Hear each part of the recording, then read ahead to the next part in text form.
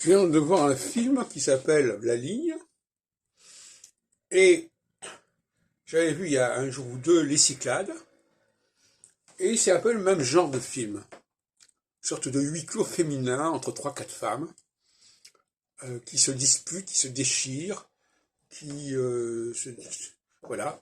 Et je crois que ça correspond effectivement à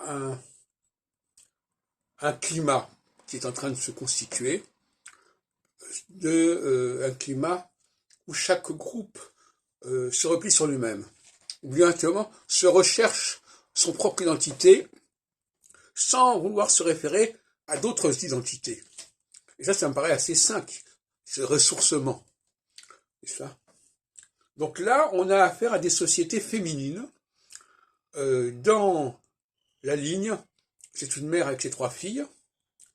Dans Huis clos, dans Les Cyclades, bon, il y a trois actrices qui se connaissent, qui se retrouvent, etc., qui se disputent, qui se déchirent. Et ça correspond à une tonalité, une sensibilité particulière, à une libération de la parole, évidemment, une certaine cruauté entre interpersonnelles.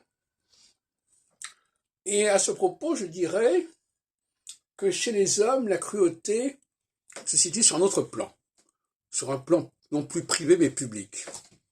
Un chercheur qui remet en question les fondements d'un savoir, d'une discipline, il fait beaucoup plus de tort, en tout cas il crée beaucoup plus de problèmes qu'une personne qui s'en prend à une autre personne. Et c'est tout le drame des femmes, c'est que leur cruauté est à court terme, enfin, leur cruauté est à petit volume. Et elle manque d'envergure au niveau d'une cruauté à grand volume.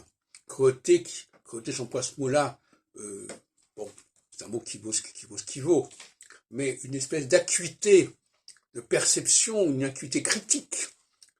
Faire la critique d'un système, d'une langue, d'un texte, d'une économie, c'est pas la même chose que de faire la critique d'une personne, de son copain, de son mari, de ses enfants.